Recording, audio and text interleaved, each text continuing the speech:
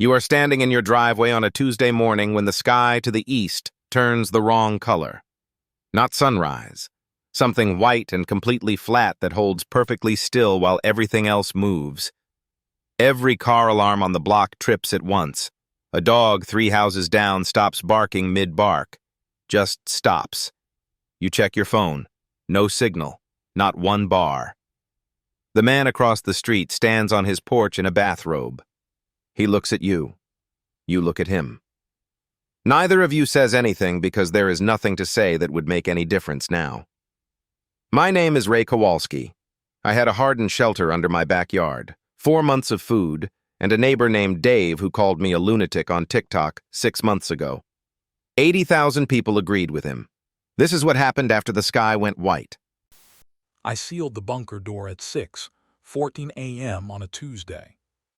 The strike came at 5:22 p.m. that same day. That is 11 hours and 8 minutes I spent underground before the world above me changed permanently. People will ask me how I knew. The answer is I didn't know, not with certainty, but I had been watching the same indicators for 3 years. The same data points the intelligence community monitors and does not share publicly. And on Monday evening, those indicators crossed a threshold I had decided, years earlier, would be my personal threshold for action. Not proof, a decision. There is a difference between those two things that most people never have to learn. The bunker door is 900 pounds of reinforced steel. I built the frame myself over 4 weekends in the spring of 2021. My neighbor Dave Mercer filmed the concrete pour and posted it online with the caption, "Local crazy building his apocalypse bunker, day 1." That was before the TikTok. That was before the 80,000 likes. That was before everything. The first thing I did after sealing the door was run the checklist. 47 minutes, not because I was slow, because the checklist has 247 items. Air intake sealed and filtered, check. Water tanks full, 300 gallons, check. Generator running, 60 gallons of diesel in reserve, check. Food, 300 lb of rice, 150 lb of dried beans, 60 lb of rolled oats, 40 lb of salt, 24 cases of canned protein, 18 cases of mixed vegetables, vitamin supplements for 120 days, check. Medical, trauma kit, antibiotics, potassium iodide tablets, wound closure kit, and 90 days of blood pressure medication I have been taking since the second Iran nuclear escalation in 2019 and have not stopped since, check. The checklist took me 4 years to build. I revised it 11 times. My VA therapist said maintaining a 247-item emergency checklist was excessive. She was not wrong. She was also not underground. The shelter is 400 square feet, 4 rooms. Main living space, storage room, mechanical room with the air filtration system and the diesel generator. Bathroom with a composting toilet I tested 9 times before I was satisfied with its performance. It is not comfortable. It was never designed to be comfortable. It was designed to keep one person alive for 4 months with 0 external support. That is what it does. 12 feet underground. I chose 12 because EOD doctrine from Iraq taught me that blast overpressure at 12 feet below grade from a near-miss conventional munition is survivable. Nuclear is different. The math is different, but the principle holds. Depth is non-negotiable. I sat at the folding table in the main room at 7:03 a.m. and ate a cold breakfast, rolled oats, bottled water, a tablespoon of honey, and listened to the silence above me. It was completely quiet up there. That was the last time it would be. The question I spent the first hours asking myself was, what if I am wrong? This is a legitimate question. I had asked it 300 times before sealing the door, and I was asking it again now.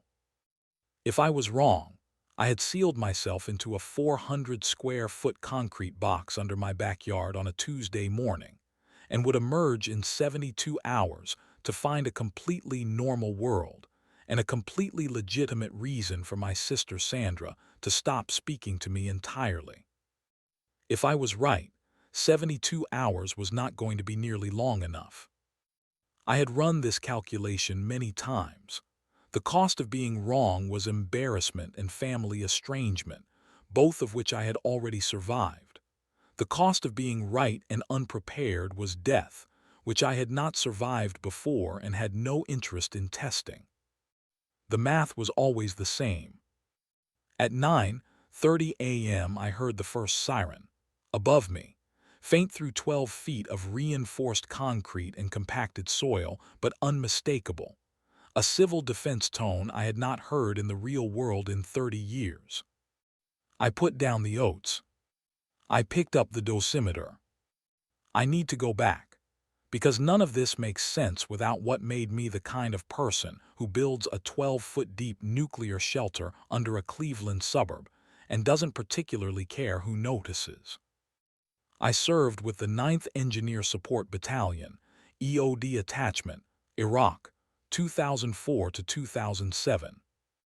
My job was to find things designed to kill people and make them not kill people. I was good at it. The work rewards patience and systematic thinking, and I have always had both. What it does not reward is optimism. Every optimistic EOD tech I knew in Iraq was either already dead or would be soon. The job teaches you something very hard to unlearn. The danger is real, it is specific, and it arrives on a schedule that does not care about your feelings. I came home in 2007 with both my hands, both my legs, and a way of seeing the world that my sister Sandra called paranoid, my VA therapist called hypervigilance, and I call accurate. The difference between paranoia and accuracy is whether the danger is real. In my experience, the danger is usually real. I started tracking the Iran situation in 2018. The nuclear deal collapsed in May. Most people registered this as a news event, the kind of geopolitical development that happens and then goes quiet for years. I registered it as a data point. I printed the IAEA inspection report and read all 137 pages, including the methodology sections and the footnoted uncertainty ranges that no news outlet bothered to cover. What those footnotes said, if you read them carefully, was that the enrichment timeline was faster than the public estimates, not by a small margin. The public estimates gave Iran 4 to 6 years to weapons-grade material. The footnotes suggested 18 months was a plausible ceiling for what could already be occurring undetected. I am not an analyst. I am not cleared. I am a retired EOD tech who reads 3 academic journals on nuclear physics every month because the alternative is watching cable news and achieving nothing. But I know how to read a footnote. And the footnotes were telling me something the headlines were not. People assume I started building the shelter out of fear. That is the most common misunderstanding, and I stopped correcting it because the correction never landed. Fear is what makes you freeze. What I had was closer to engineering. You identify a threat. You assess the probability. You build a response proportional to the consequences of being unprotected if the threat materializes. This is EOD doctrine. This is what I did in Iraq every day for 3 years.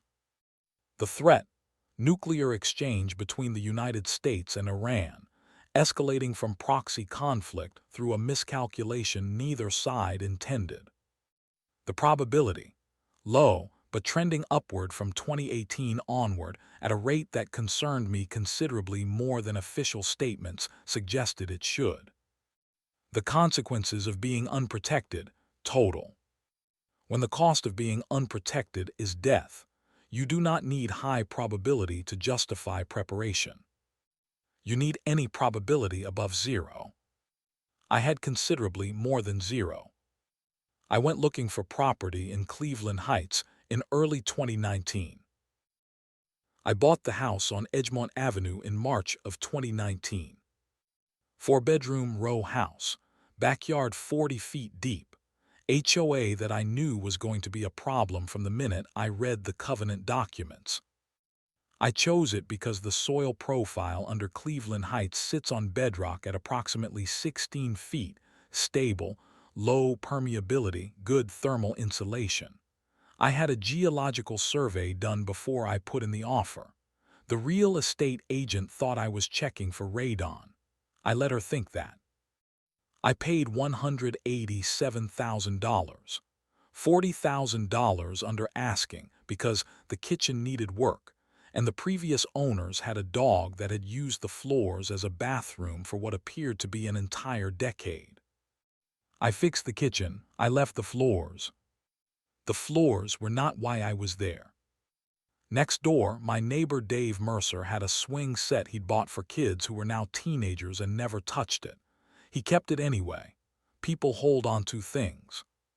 His kids had a swing set. I had a geological survey and a reason. The dig started in March of 2020. I hired a contractor for the initial excavation, $8,400 for the hole, paid in cash, which the contractor did not question. After the hole, I did the rest myself. The framing, the waterproofing membrane, the rebar reinforcement on the walls and ceiling, the ventilation shafts. I had a structural engineering consultant review the load plans for $600. He told me my ceiling thickness was insufficient. I increased it. He reviewed the revised plans for $400 and signed off. His name was Dr. Faruk Tashkentov. He asked what I was building. I said a storm shelter. He said the specifications seemed excessive for a storm shelter. I said I was a cautious person. He said that was evident. Total construction cost over 3 years, $34,700, plus $187,000 for the house, plus my time, which I do not count, because the alternative use of that time was sitting inside watching the news and achieving precisely nothing, which is free and also useless. The HOA sent the first notice in June of 2020. Subject: unauthorized structure, residential zone violation. Fine: $250. I paid it, I kept building. Second notice, September, $500 paid, kept building. Third notice cited Section 4.7b of the Residential Covenant, which prohibits underground structures exceeding 8 feet in depth without board approval, and requested my attendance at an October board meeting. I attended. 7 people in a community room that smelled like carpet cleaner. They asked me to explain the project. I explained it. They asked if I understood that a hardened underground shelter was not a permitted residential modification. I said I understood their position. They asked me to stop construction. I said I would consider it. I did not stop construction. Fourth notice, $1,200 and a certified letter from a law firm. I paid the fine. Total HOA fines over 3 years, $4,200. I thought of it as a permit fee. Cheaper than dying. Dave noticed the construction in April of 2020. He came to the back fence on a Saturday morning with a coffee mug and that particular expression, half smile, head slightly tilted, that people wear when they have decided something is funny but want to appear merely curious. "What are you putting in back here, Ray?" I told him a shelter, storm preparation. He looked at the excavation, 9 feet deep at that point, 20 feet wide, and getting wider, and he looked at me, and the half-smile became a full one. "That's some storm prep," he said. I said nothing. I went back to work. He stood there for another minute. Then he went inside and got his phone. I knew he took a video because I heard him laugh when he took it. A specific kind of laugh, the kind that means, "This is good content." That first video got 400 views.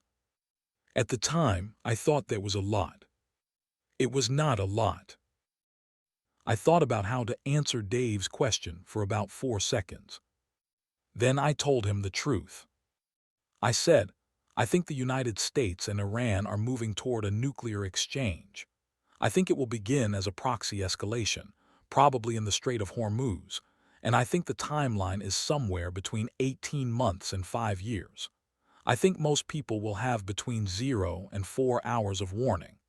I think the public shelter infrastructure in this city is inadequate to protect a meaningful percentage of the population. And I think when it happens, the people who prepared will survive and the people who didn't will not. Dave stared at me for a long moment. Then he said, "Buddy, you need to talk to someone." And he went inside. He wasn't wrong that I needed to talk to someone. I was already talking to someone, Dr. Harrington at the VA, every third Thursday, $40 copay. It wasn't helping with the bunker project. It was helping with other things. I went back to work on the ventilation shafts. The TikTok was posted in November of the previous year. Dave told me afterward that it had done numbers. He seemed proud of this. The video was 47 seconds, shot from his bedroom window overlooking my backyard. He caught me doing an inspection of the external air intake covers, crouching, measuring, making notes on a clipboard. He added text. My neighbor is building a doomsday bunker in Cleveland, Ohio, El Mau. 83,000 views, 4,000 likes. Top comment, this man woke up and chose to be unhinged. Second top comment, invite him to your apocalypse bunker, this guy is built different. My sister Sandra called me the same day. The video went up. I let it ring. 3,000 people shared it. My niece sent me a screenshot. Uncle Ray, are you okay? I texted her back, yes, call me in 12 months. I did not hear from her for 14 months. Then the sky went white. Sandra called me on the Sunday before I sealed the door. I picked up this time. She had seen the news, the Hormuz incident, the proxy strikes in northern Iraq, the emergency UN Security Council session that every analyst was calling a formality, and I was calling a countdown. She said, Ray, people are scared. Are you okay? I said I was fine. She said, is the bunker finished?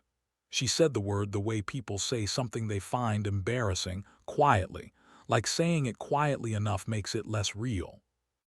I said yes. She said, should I come there? Should I bring the kids?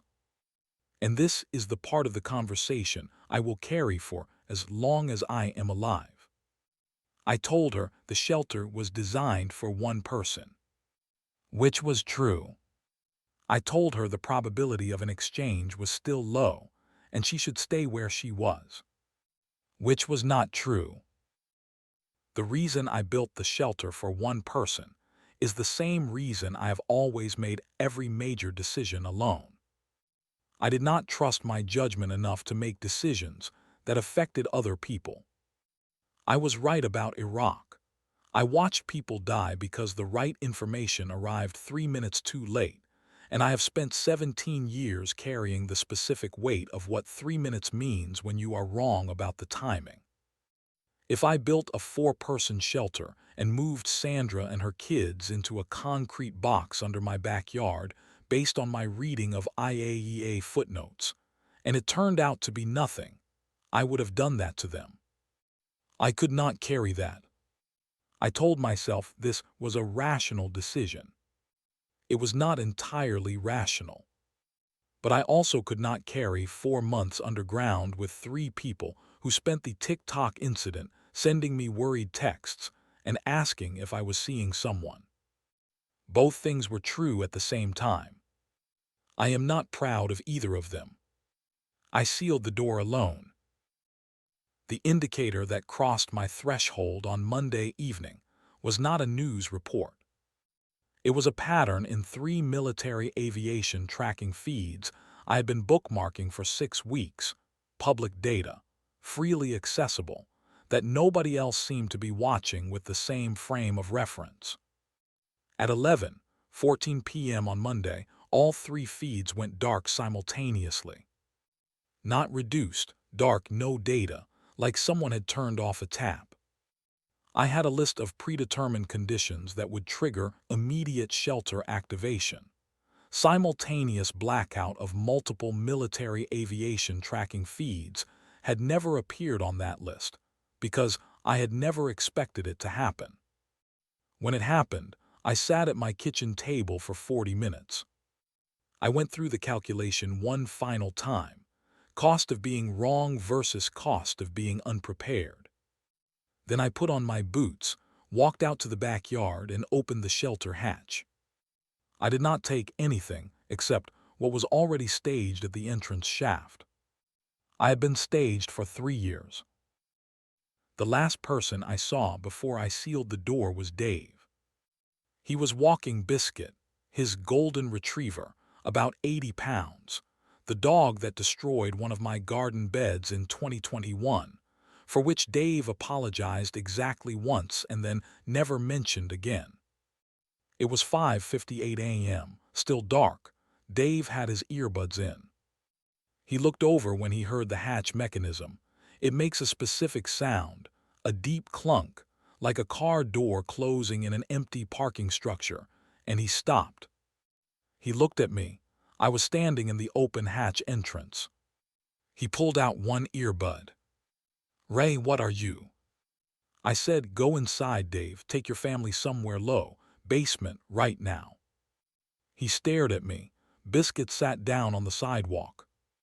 "I'm serious," I said, "right now." He started to say something, I don't know what. I pulled the hatch closed. The mechanism locked in 4 seconds. That was the last time I saw Dave Mercer. I have thought about that moment several hundred times since. The variable I keep examining is, what if I had said more? What if instead of "go inside, go low, go now," I had said, "Dave, I am telling you as someone who has spent 3 years studying this, there is going to be a nuclear strike. You have approximately 11 hours. Take your family and drive northwest. Do not stop for anything." Would he have believed me? He did not believe me about Iraq. He did not believe me about Iran. He did not believe me when I showed him the IAEA footnotes on his porch with a printed copy. He did not believe me through 4 HOA fines and 3 years of construction. My VA therapist would say this is post-rationalization, that I am constructing a logical framework around a decision I made in 4 seconds and did not actually reason through. She would probably be right. I closed the hatch. I do not know how to finish that sentence. 5:22 p.m. I was eating dinner when it happened. Lentil soup, canned, heated on the single-burner propane stove. I had been underground for 11 hours and 8 minutes. The first thing I felt was not sound. It was pressure. A compression in both ears like the beginning of a rapid aircraft descent, except it came and went in a fraction of a second. The soup sloshed in the pot. The LED lamp swung on its hook. Then the sound arrived. A deep, continuous, subsonic rumble that you feel in your chest more than you hear with your ears. Not like an explosion in a movie, not sharp, not sudden. Like the ground had cleared its throat. It lasted 4 seconds. Then a second one, closer. The walls vibrated. Dust came down from the ceiling joint above the mechanical room door. 12 feet of reinforced concrete and compacted soil between me and the surface, and I still felt it in my back teeth. I set the soup down. I picked up the checklist. Post-strike protocol, Step 1. Confirm shelter integrity. No structural damage, no filtration breach, no water contamination. Check, check, check. Step 2. Switch to internal air circulation only. External intake sealed. Done. Step 3. Do not open the hatch for a minimum of 72 hours. This is the step that kills people. Not the blast, not the initial radiation. The impulse to go outside and see. In the first 24 hours after a nuclear detonation, the fallout is at its most lethal. Particles of vaporized material, soil, concrete, steel, organic matter, suspended in the atmosphere and depositing at a rate that will give an unprotected person a fatal radiation dose in somewhere between 20 minutes and 4 hours, depending on distance from ground zero. The people who go out to look become part of the fallout problem for everyone else. I sat in the mechanical room with my dosimeter and my watch and I waited. A third rumble at 5:41 p.m., farther away. Then nothing.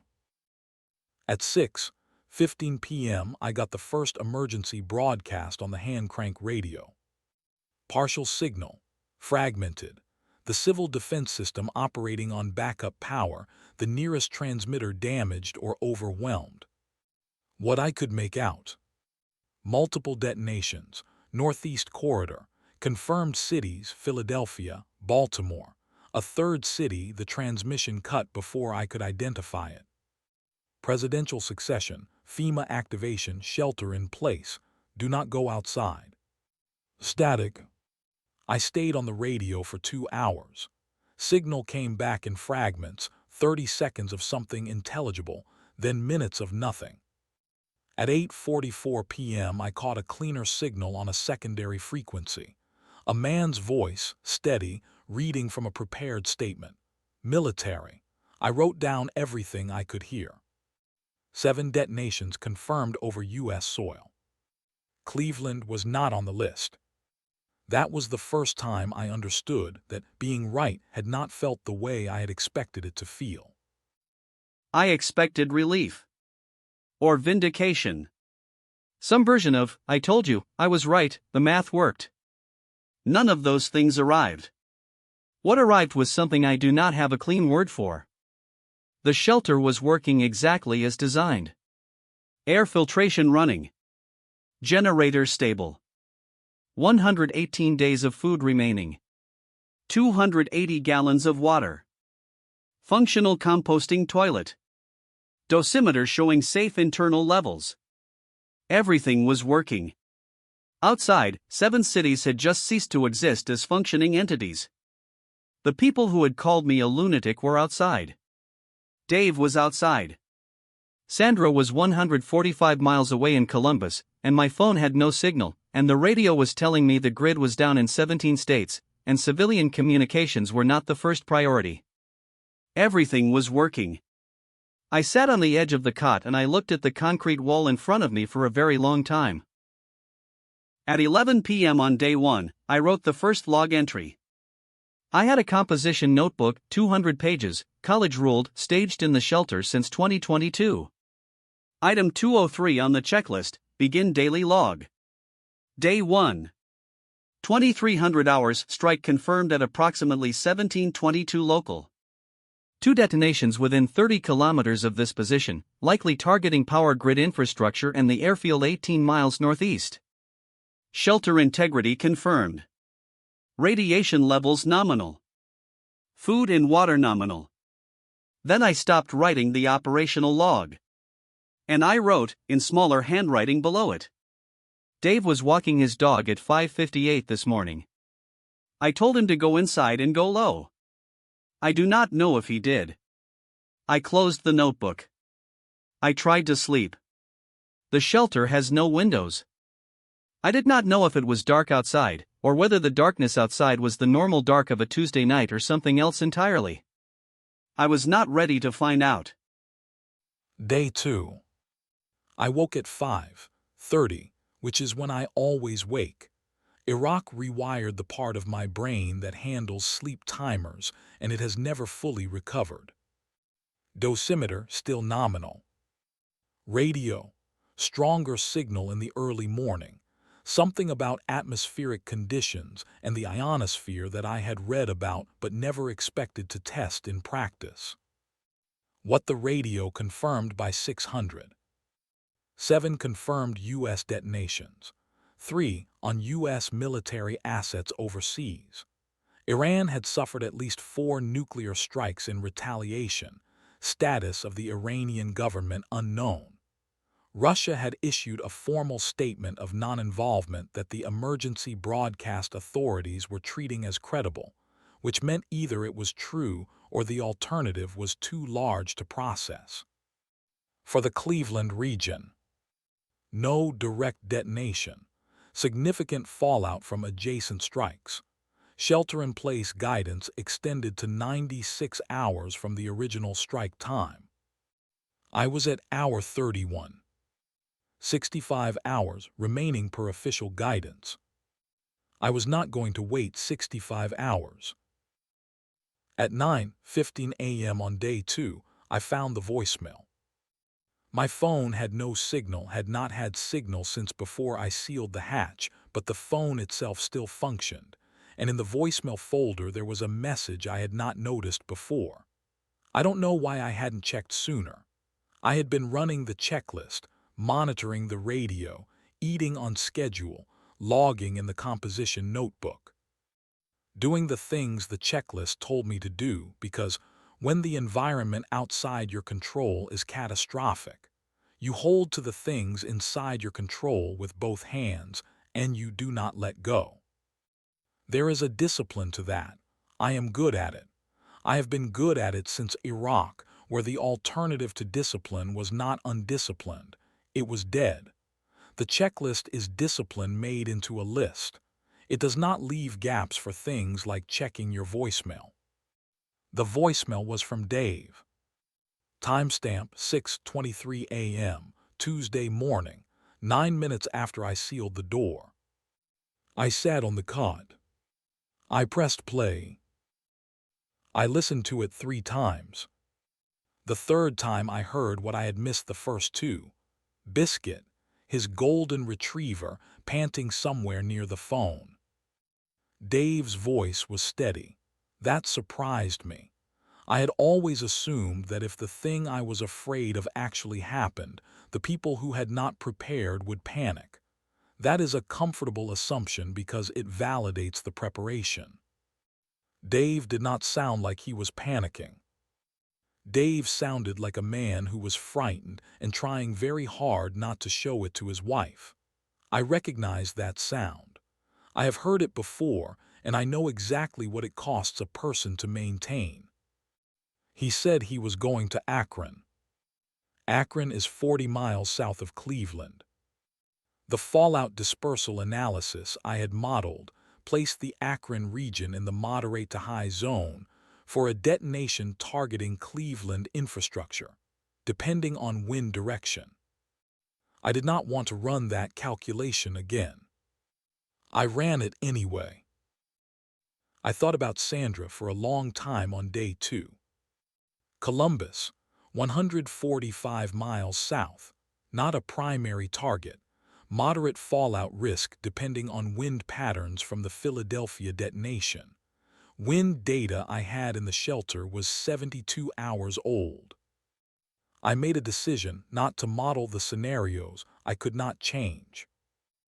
I have made versions of this decision throughout my life. In Iraq, when a mission was already in progress and the variables already set, you focus on what you can affect and you stop working the ones you cannot. This is not detachment. It is the opposite of detachment. It is the most concentrated attention there is. I wrote Sandra's name in the log. Below it I wrote, Day 3, open the hatch, look. Not yet. I spent the rest of day 2 doing everything the checklist required me to do and nothing else, because the checklist had been built precisely for the moment when I would not trust my own judgment. The checklist does not have a step for listening to a dead man's voicemail 3 times in a row. I added it. The radio became the most important object in the shelter by midday on day 2. Not for information exactly. For the sound of human voices. There is something that happens to a person in total isolation that I had read about but had not fully modeled in my preparation. The shelter was designed for physical survival: air, water, food, radiation protection. I had not allocated nearly enough attention to the question of what happens to a person's cognition in 400 square feet of concrete with no windows, no natural light, and no external confirmation that the rest of the world continues to exist. The answer is that existence starts to feel optional. Not immediately, gradually. By the end of day 2, I was running the checklist for the third time, not because I needed to, everything was nominal, but because the checklist was a structure, and the structure was the only thing keeping the space from feeling infinite in the wrong direction. This is the most significant gap in my preparation. I had a 247-item checklist, and no plan for what it feels like to be completely correct about something that was better to have been wrong about. By 700 on day 3, the radio picture was considerably clearer. The military emergency broadcast had stabilized on 2 frequencies. A rotating set of voices, all calm, all reading from prepared statements, building a picture of something I was simultaneously inside of and completely unable to see. What I knew: 7 U.S. detonations, 3 military assets overseas, Iran effectively neutralized as a state actor, government continuity maintained, the president alive, operating from an undisclosed facility, emergency powers active, FEMA coordinating with state National Guard units in unaffected regions, power grid restoration in safe zones estimated at 3 to 6 weeks. For Cleveland specifically, no direct detonation, significant fallout from adjacent strikes, shelter-in-place guidance extended to 96 hours from the original strike time. I was at hour 61. Per official guidance, 35 hours remaining. I was not going to wait 35 hours. I want to be precise about why I decided to go out early, because this is the kind of decision that separates a prepared person from a reckless one, and the line between those two things is genuinely thin. The official 96-hour shelter-in-place guidance is a population-level recommendation built on conservative assumptions designed to protect the most vulnerable: children, elderly, people with compromised immune function. For a 54-year-old male in good physical condition with full protective equipment and a calibrated dosimeter, the actual exposure risk at 72 hours in a moderate fallout zone is substantially lower than the population-level guidance implies. But lower is not zero.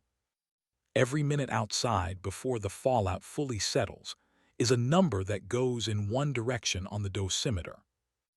I was going out for a maximum of 45 minutes. Full CBRN coverall, hood, gloves, taped seams. Dosimeter alarmed at 5 Röntgens accumulated. I told myself I was going out to assess the external environment. I was going out to look at Dave's house. I knew this was not an operationally sound reason. I went anyway.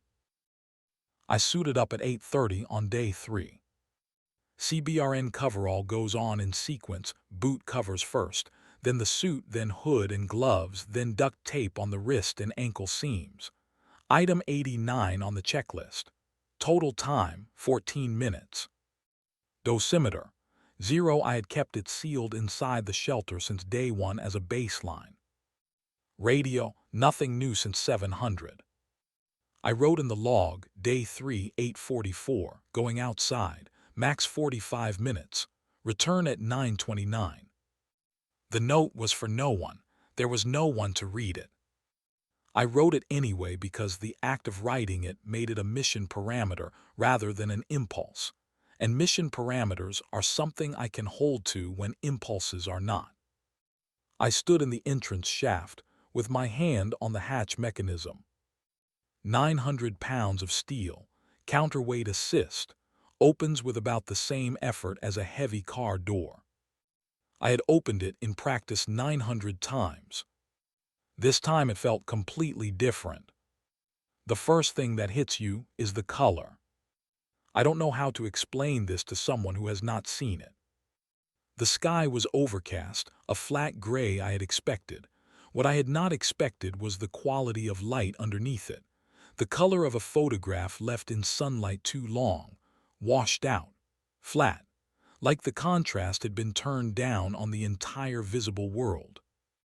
The air was cold, 40 degrees maybe, completely still. No wind. I stood in my backyard in a CBRN suit and looked at my backyard. It was exactly my backyard, the same grass, the same fence, the same board that has been loose since 2022 and I have not fixed. Completely normal. Completely wrong. The smell told me. Even through the hood filter I could detect it metallic and burned, like ozone after a lightning strike, but underneath it's something else. Something I recognized from Iraq and had hoped never to recognize again. Dosimeter 0.3 Röntgens, acceptable. I moved toward the gate. Edgemont Avenue was empty. Not the empty of a residential street at 8:44 a.m. on a workday. That empty still has cars moving, still has the sounds of houses functioning behind closed doors. Coffee makers, televisions, dogs. This was a different empty. The cars were there. Every car on the block exactly where it had been on Tuesday morning. No one had left. This told me something I had not wanted to know. Dave said he was going to Akron. His car was in the driveway. I stood at the end of my walkway and made myself observe the street the way I was trained, systematically, left to right, near to far, looking for information rather than confirmation. Mrs. Patterson's kitchen window was broken, from the inside. Dave's swing set was still standing in his backyard. There was a single shoe on the Patterson front porch. The other shoe was in the flower bed, 3 feet away. I did not go to Mrs. Patterson's house. I walked to Dave's. The front door was closed but not locked. The deadbolt was not thrown. Dave always threw his deadbolt. I knew this the way you know things about a neighbor you have lived beside for 4 years, without ever being particularly close. I did not go inside. I stood on his porch and looked through the front window. The television was on. The emergency broadcast screen, white text on blue, the same looping message that had been cycling for 72 hours. The remote was on the coffee table. Biscuit's leash was hanging on the hook by the door. Dave did not go to Akron. Dave did not go anywhere. I do not know what happened in that house after I closed the hatch on Tuesday morning. I do not know at what point Dave stopped being able to leave, or whether it was a decision or something that happened to him. I know only what was left. I stood on his porch for 2 minutes, and then I walked back to my backyard and descended into the shelter and closed the hatch above me. The dosimeter read 1.2 Röntgens when I closed the hatch. Safe, well within limits. I had been outside 31 minutes. I desuited in the entrance shaft, bagged the coverall per protocol. Alcohol wipe down of exposed skin, change of inner clothing, hand wash with bottled water. 11 minutes total. Then I sat at the folding table in the main room. I had a food plan for day 3: oats, canned fruit, dried protein, 2,200 calories. I had not eaten since 600. I was not hungry. I opened the composition notebook to the entry I had written before going out. Day 3, 8:44, going outside, max 45 minutes, return at 9:29. Below it I wrote, returned 9:15, dosimeter 1.2 R. Dave's car and driveway, television on in front room, leash on the hook by the door. I stopped. I looked at what I had written. I closed the notebook. The checklist has 247 items. None of them tell you what to do with this. I spent 3 years building this shelter. I spent 4 years building the checklist. I spent 17 years watching the world from Iraq forward, reading the footnotes no one else was reading, making calculations no one else was running, being the lunatic on Edgemont Avenue that nobody took seriously until there was nothing left to take seriously. I was right. The shelter worked exactly as designed. The checklist covered every contingency I had been able to imagine. I am alive.